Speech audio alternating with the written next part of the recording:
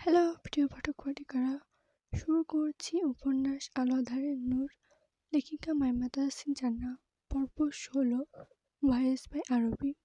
সকাল তখন সবে ৯টা। স্নিগ্ধ ভোরের কোমল আলো এখন কিছুটা তীব্র হয়েছে বটে, কিন্তু শীতের সকাল হওয়ার লনের বাতাস এখনো বেশ শীতল। খান প্যালেসের বিশাল লন জুড়ে একটি অদ্ভুত নিস্তব্ধতা বিরাজ করছে, যা ক্ষণে ক্ষণে ভেঙে যাচ্ছে তিনজনের কাতর আর্তনাদে। সেই নীরবতার ভাঙন করে এবার কাঁপা কাঁপা স্বরে মেহেরিন বলল, আমাদের এবার ছেড়ে দিন ভাইয়া, এ জীবনে ভুল করেও আপনার ডাকাতদের আর পিটাবো না। দরকার পড়লে ডাকাত আসলেই স্বইচ্ছায় তাদের হাতে সব কিছু তুলে দেব, তাও পিটাবেন না ভাইয়া। আর কিছু বলতে পারল না, সাথে সাথেই সেই ঝালে বেদের পাতলা কঞ্চির তীব্র আঘাত পড়ল মেহেরিনের পায়ে। শীতল বাতাস ভেদ করে সেই তীব্র আঘাতের শব্দ ছড়িয়ে গেল।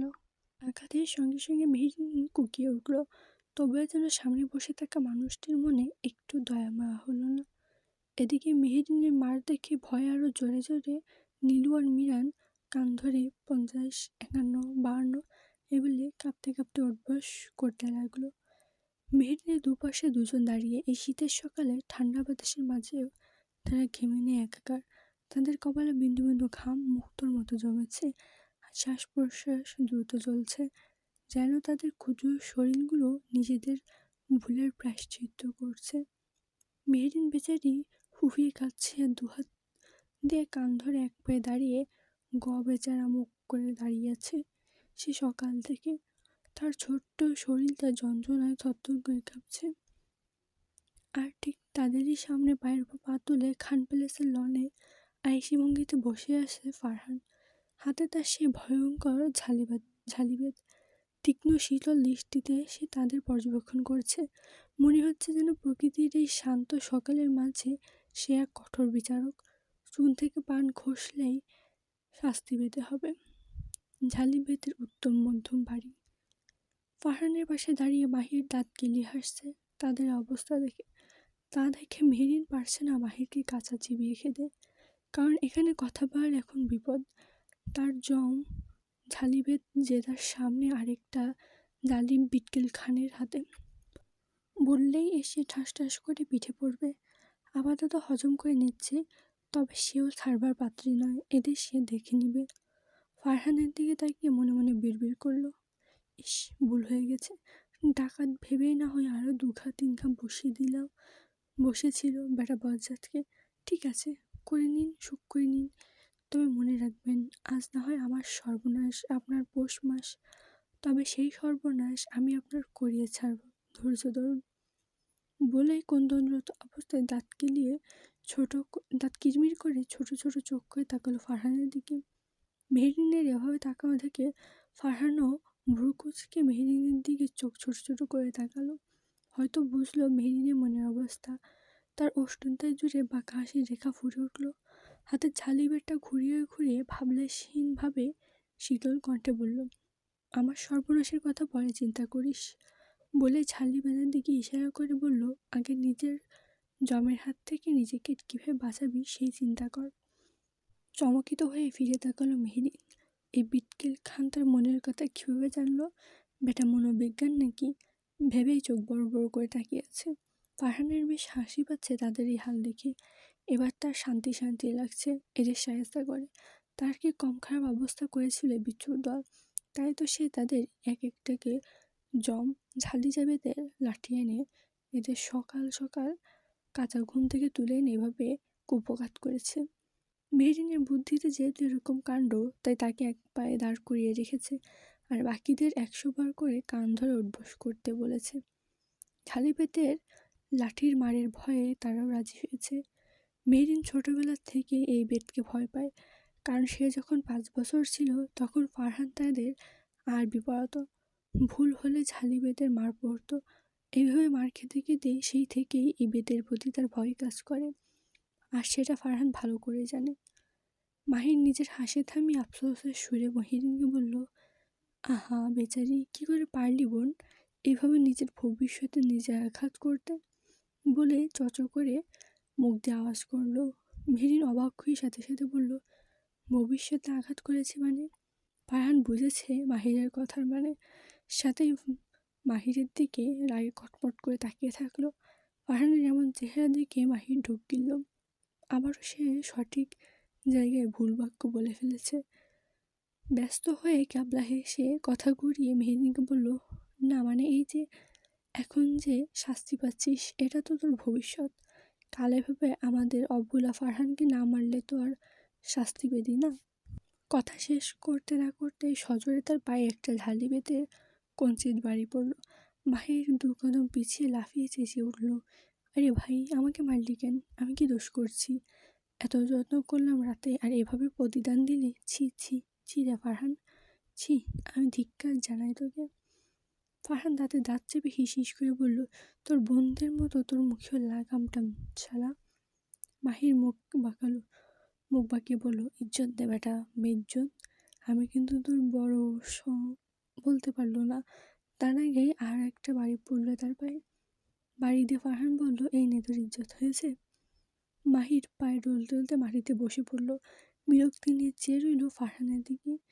মিরান এবার ওঠবস করতে করতে ফারহানের উদ্দেশ্যে বলল, ভাইয়া প্লিজ ছেড়ে দাও না এবারের মতো, এমন ভুল আর হবে না। নীলু বলল, হ্যাঁ ভাইয়া, আমাদের কি দোষ? আমরা কি জানতাম এটা তুমি? এই বলে অসহায় মুখ করে তাকিয়ে রইল ফারহানের দিকে। ফারহান এবার লাঠি হাতে ঘোরাতে ঘোরাতে বলল, বেশ, তবে একটা শর্ত আছে, তোদের ছেড়ে দিতে পারি।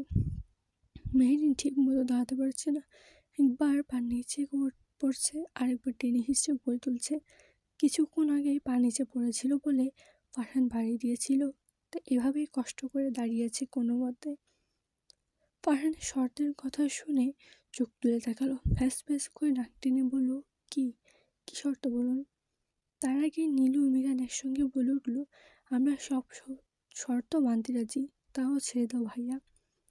তাদের কথায় মেহেরিন তাদের দিকে জেগে তাকালো, হুট করে রাজি হয়ে গেল কেন? কি না কি শর্ত দেবে এই বাচ্চাটা, ঠিক নেই, আর এরা রাজি হয়ে গেল। মেহেরিনের দৃষ্টি তাদের বুঝিয়ে দিচ্ছে যে উল্টাপাল্টা কোনো শর্ত দিলে যে তাদের হাড়গোড় ভাঙবে, তারা বেশ বুঝতে পারছে। তবে এতে ভ্রুক্ষেপ না করে তারা এখন কীভাবে নিজেদের বাঁচানো যায় সেই ধান্দায় আছে। ফারহান এবার বেশ আয়েসি ভঙ্গিতে বসে মেহেরিনের দিকে চোখে চোখ রেখে নীলুদের বলল, তার আগে বল তোরা কার কথা এমন করেছিস? নীলু বলল, মেহুর কথায়। ফারহান বাঁকা হাসলো, তাহলে শাস্তির ভাগ কে বেশি পাবে? সাথে সাথে মিরান বলল, মেহু। বলে মেহেরিনের দিকে তাকালো, যে এই মুহূর্তে তাদের দিকে অগ্নিদৃষ্টি নিক্ষেপ করে আছে। ফারহান এবার বলল, তাহলে আমার যতদিন না পায়ের ব্যথা কমছে ততদিন আমার সেবা তোদের মেহুকে করতে হবে। এই শর্তে রাজি থাকলে আমি তোদের ছাড়তে পারি, আর তা না হলে কিন্তু। এই বলে ঝালিবেটটা ইশারা করে দেখিয়ে বলল, যতদিন না ব্যথা কমবে ততদিন এই আজকের মতো এত সুন্দর সকাল তোদের জন্য রিপিট হবে। বলে শয়তানি হাসি দিল। নীলু মিরান একে অপরের দিকে চেয়ে ঢোক গিলল, তাদের চোখ বলে দিচ্ছে যে তারা এত সুন্দর সকাল ঘুণাক্ষরেও চায় না জীবনে। এবার দুজনে মেহেরিনের দিকে করুণ দৃষ্টিতে চেয়ে রইল। মেহেরিন তাদের দৃষ্টি উপেক্ষা করে মুখ বাঁকিয়ে ফারহানের দিকে তাকালো, কণ্ঠে তেজ নিয়ে বলল, কেন কেন আমি একা আপনার সেবা করব? তারাও তো মেনেছে, তাহলে আমি শুধু কেন? ফারহান একই ভঙ্গিতে বাঁকা হেসে ভাবলেশীনভাবে চাপ দিল, কারণ তোর বুদ্ধিতে তারা এমন করেছে, তুই তাদের গুরু আর তারা তোর শিষ্য, তুই না বললে তারা করতো না, আর তারা তাদের ভাগেরটা পেয়ে গেছে, এবার তোর পালা। মেহেরিন অসহায় হয়ে তাকিয়ে আছে, বলার কোনো ভাষা পাচ্ছে না। একবার মিরানের দিকে আরেকবার ফারহানকে দেখছে, কি করা উচিত তার? এই ঘাড়টা ফারহান যা বলেছে তা করেই ছাড়বে, এটা তারা ভালো করে জানে। অবশেষে মুখ খুলল মেহেরিন, ঠিক আছে আমি রাজি, বলেই নিচের দিকে চেয়ে রইল। তার হাত চুলকাচ্ছে, নিষ্পিস করছে, তবে উপায় নেই, চুপ করে থাকতেই হবে। মেহেরিন রাজি হতে ফারহান বিশ্বজয়ের হাসি হাসলো।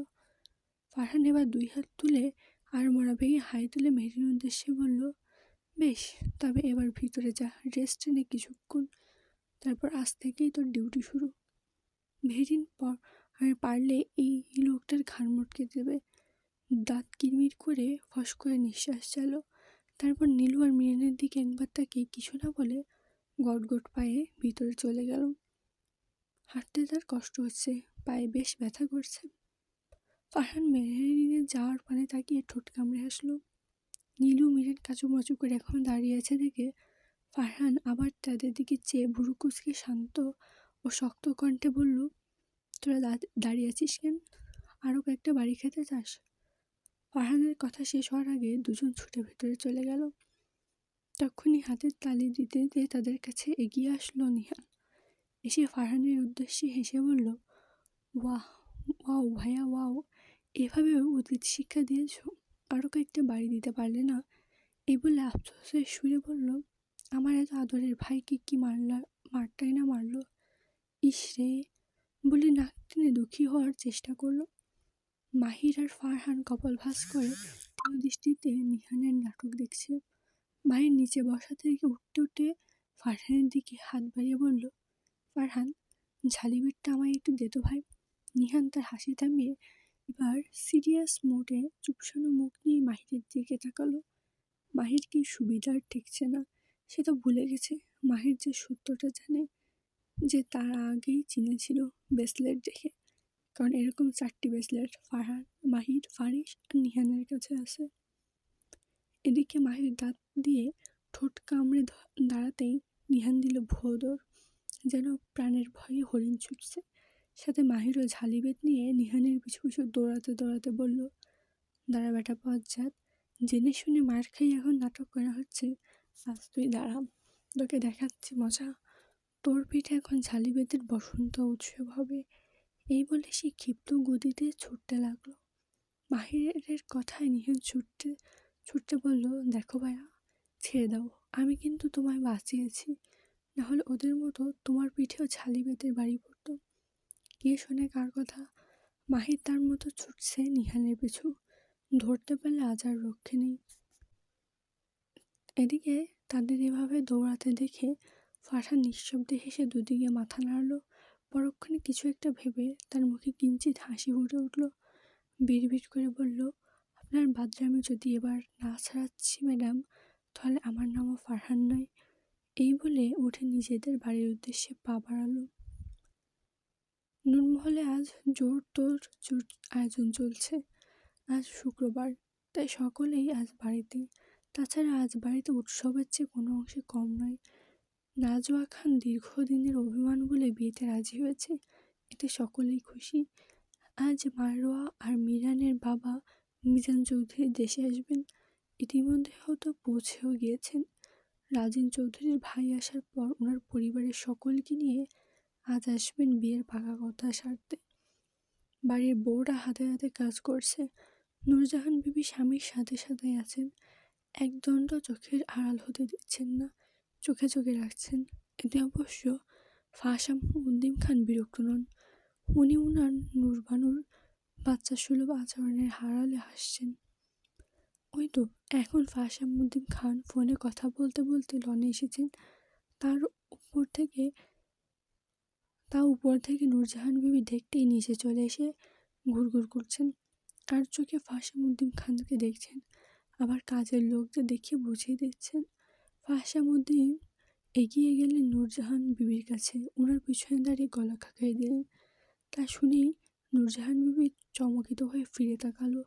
ওনার প্রাণপ্রিয় স্বামীকে দেখে একগাল হাসি উপরে দিয়ে বললেন, আরে আপনি এখানে কখন এলেন? আর একটু হইলে তো ভয় পেয়ে যেতাম। ফাহসামউদ্দিন খান নূরজাহান বিবির হাত ধরে বেতের সোফায় নিয়ে বসিয়ে দিল। বসে নিজে ওনার পাশে বসলেন। তারপর হেসে বলল, বুঝলে বিবি, আমার না নিজেকে একটু বেশি ভয় হচ্ছে। কি করা যায় বলো তো? নূরজাহান বিবি কপালে ভাঁজ পড়ল, ব্যস্ত হয়ে বলল, আরে কি কইতাছেন? কিসের ভয় কখন দেখি? দুঃস্বপ্ন দেখছেন? তাইলে বিকেলে আইনুল মোল্লার থেকে পড়া পানি আইনা দিব। ফাহসামউদ্দিন খান উচ্চস্বরে হাসলেন ওনার স্ত্রীর কথায়। তারপর ফু দিয়ে নূরজাহান বিবির মুখের সামনে আসা আধা আধা পাকা চুল উড়িয়ে হাসকি স্বরে বলল, আসলে নূরবানু, দুঃস্বপ্ন আমি দেখিনি, তবে দিন দিন হ্যান্ডসাম হয়ে যাচ্ছে কিনা তাই তো আমি কেন দুঃস্বপ্নের কারণ হচ্ছি। ফাসাম উদ্দিন খানের এমন কাণ্ডে লজ্জায় লাল নীল অবস্থা নূরজাহান বিবির। ওনার স্বামী যেন দিন দিন আরও খারাপ হচ্ছেন। বাচ্চা কাচ্চা বিয়ে দিয়ে তাদের ঘরের সন্তানের বিয়ের বয়স হয়েছে, তবু এক চুল পর্যন্ত পরিবর্তন হননি ফাসাম উদ্দিন খান। উনি লাজুক হেসে বললেন, সরেন বদমাইশ লোক, বাড়িতে বউরা আছে, আর আপনি কার দুঃস্বপ্নের কথাও কইলেন শুনি। ফাসাম উদ্দিন খান হেসে ফিসফিস করে বললেন, 10 বছর বদমাশি করতে পারিনি বউ, বুঝলে? বয়স হলেই তোমার ফায়াজের বাপ আর তোমার ফাহুর মন কিন্তু এখনো পাল্টায়নি বিবিজান। ঠিক আগের ফাহুই রয়ে গেছে তার নূরবানুর কাছে। আর দুঃস্বপ্ন তোমার হচ্ছে বিবি। কি জানি রহিমা বেগম তোমার প্রাণপ্রিয় স্বামীর কাছে চলে আসে এই ভেবে। এই বলে হেসে নূরজাহান বিবির হাত ধরে বললেন, তবে তুমি যেমন পাল্টাওনি, এখনো তোমার আমায় নিয়ে হিংসা করো, ঠিক তেমনই তোমার ফাঁসুর মনও বদলায়নি, ঠিক ভালোবাসা আগের মতোই আছে। নূরজাহান বিবি একময় দেখছেন ওনার স্বামীকে। মানুষটা যে ওনাকে বড্ড ভালোবাসেন। ওনার স্বামী যে বরাবরই এমন, রাগের সময় রাগ, যেখানে ওনার উপর আর কেউ কথা বলতে পারবে না। অভিমানের সময় অভিমান, যেখানে উনি নিজে থেকে না ভাঙলে সেই কেউ ভাঙাতে পারবে না। তেমনই ভালোবাসার সময় তেমন, তখন আর দিন দুনিয়ার হুঁশ থাকে না। নাতি নাতনিগুলোও হয়েছে একদম দাদার মতো। জিদ মায়া মোহব্বত তাদের মধ্যেও বিরাজমান। ফারিস তো ফাসাম উদ্দিন খানের ফটোকপি। উচ্চতায়, কথায়, জ্ঞানে, তীক্ষ্ণ বুদ্ধিতে ফাসাম উদ্দিন খানের মতো, যেন ফাসাম উদ্দিন খানের এপিটপিট। আমরাও কিন্তু বাড়িতে আছি আম্মা আব্বা। তখনই ভেসে আসলো নওশাদ খানের কণ্ঠস্বর। ফাসাম উদ্দিন খান সাথে সাথে হাত ছেড়ে দিলেন নূরজাহান বিবির। সামনে তাকাতেই দেখলেন ফায়াজ খান, নেওয়াজ খান আর নওশাদ খান দাঁড়িয়ে। কিছুটা দূরে ফৌজিয়া খান আর নাজুয়া খানও দাঁড়িয়ে। ফায়াজ খান আর নেওয়াজ খান উল্টো ঘুরে এদিক ওদিক তাকিয়ে। ফায়াজ খান ফোনে কথা বলার ভান করে কিছুটা দূরে চলে গেলেন। নেওয়াজ খানও কাজের লোকদের কাজ দেখানোর বাহানায় সরে গেলেন। তবে ব্যতিক্রম নওশাদ খান। তিনি দাঁত কেলিয়ে বাবা মার রোমান্টিক মুহূর্তের ব্যাঘাত ঘটিয়ে চেয়ে আছেন। ওনারা শুরু থেকে এখানে ছিলেন, যার জন্য সম্পূর্ণটা ওনাদের নজরে এসেছে। ফাসাম উদ্দিন খান তাদের দেখে বিড়বিড় করে বললেন, বজ্জাতগুলোকে ডাউনলোড করায় ভুল হয়েছে, সব কটা লাজ লজ্জার মাথা খেয়ে বসে আছে। নূরজাহান বিবি লজ্জা পেয়ে ভিতরে চলে গেলেন। এদিকে ফাসাম উদ্দিন খান বিরক্ত হয়ে একইভাবে বসে আছে নওশাদ খানের দিকে তাকিয়ে। সবকটা ওনার শত্রু, তাদের জন্যই তো এত বছর ওনার নূরবানুর থেকে দূরে থাকতে হয়েছে। এখন আবার শান্তিতে দুটো কথাও বলতে দিবে না। কথাই আছে না, ঘরের শত্রু বিভীষণ, তার জন্য ওনার ছেলেরাই যথেষ্ট। নওশাদ খানকে হয় দাঁত গেলে হাসতে দেখে নীরবে কাছে রাখলেন। এই এদিকে আয় তো। নওশাদ খান হেসে ধীরে ধীরে সামনে এগিয়ে গেলেন। কিছু বলবেন আব্বা হুজুর, বলে হাসলেন। এদিকে ফাসাম উদ্দিন খানের ইশারায় নওশাদ খানকে কিছুটা ঝুঁকতেই বললেন, নিচু হ, একটি গুরুত্বপূর্ণ কথা আছে বলার। নওশাদ খানও সিরিয়াস ভঙ্গিতে নিচু হলেন। ভাবলেন ওনার বাবা হয়তো কোনো গুরুত্বপূর্ণ কথা বলবেন। উনি ঝুঁকতে ফাসাম উদ্দিন খান সজোরে একটা থাপ্পড় দিলেন গালে। নওশাদ খান হতভম্ব হয়ে একই ভঙ্গিতে দাঁড়িয়ে ঝুঁকে আছেন। এটা কি হলো? তখনই ফাসাম উদ্দিন ছেলের কান মলে শক্ত কণ্ঠে বলল, তোরা শুক্রবারও বাসায় থাকিস কেন? তোরা শুক্রবারে অফিসে যাবি বুঝলি? আর দাঁড়া, ছোট বৌমাকে বাপের বাড়ি পাঠানোর ব্যবস্থা করছি। এই বলে কান ছেড়ে দিয়ে গট গট পায়ে ভিতরে যাওয়ার উদ্দেশ্যে পা বাড়ালেন। এদিকে ক্যাবলার মতো তাকিয়ে রইল নওশাদ খান। ওনার বাবা কেন এমন করলেন বোধগম্য হচ্ছে না। একদিনে যে আছেন ওনার যাওয়ার পানে। দূরে দাঁড়িয়ে ফৌজিয়া খান আর নাজুয়া খান একে অপরের দিকে চেয়ে কিছুক্ষণ পর হেসে উঠল ভাইয়ের এই অবস্থা দেখে। এগিয়ে গেলেন দুজনে ভাইয়ের কাছে। ওনারা যেতে নওশাদ খান বেতের সোফায় ধপ করে বসে গালে হাত রেখে বললেন, আব্বা আমা এভাবে মারলো কেন রে? ফৌজিয়া খান বেদের সিঙ্গেল সোফায় বসতে বসতে হেসে বললেন, তুমি খলনায়ক হয়ে এন্ট্রি নিয়েছো তাই? নাজুয়া খান হেসে সামনের টেবিলে রাখা ম্যাগাজিনে হাত নিয়ে নিতে বললেন, এত না ভেবে তাড়াতাড়ি গিয়ে ভাবির বাপের বাড়ি যাওয়া আটকাও।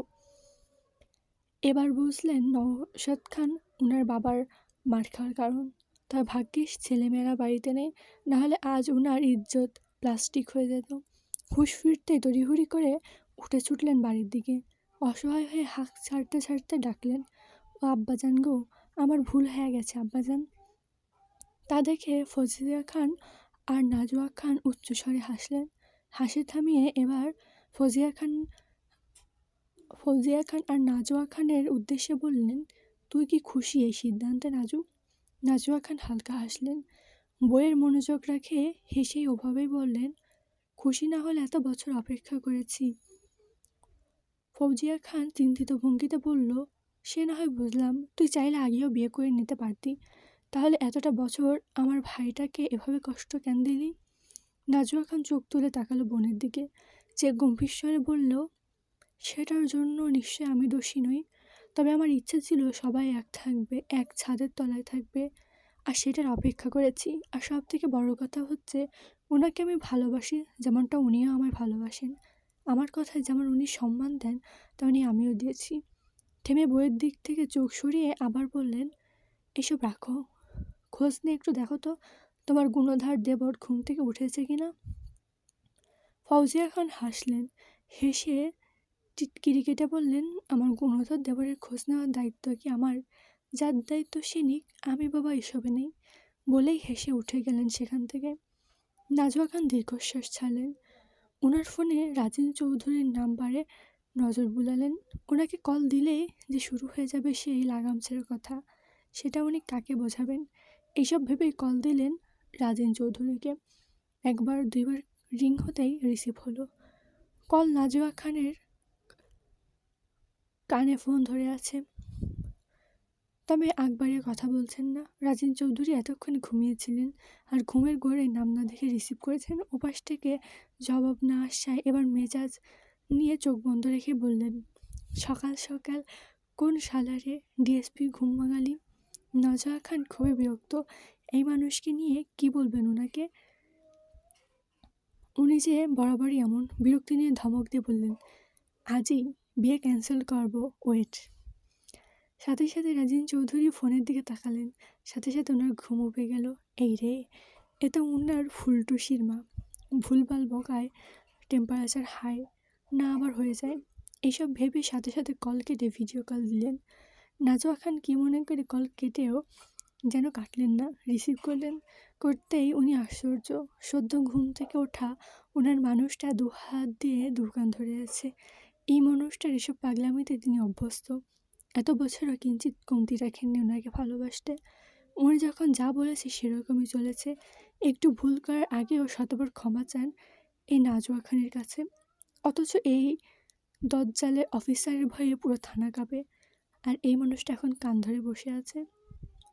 নাজুয়া খান চেয়েও রাগ করে থাকতে পারলেন না, ফিক করে হেসে ফেললেন। ওনার হাসি দেখে রাজেন চৌধুরী হাঁপ ছেড়ে বাঁচলেন। যাক, রাগ ভাঙানো গেছে।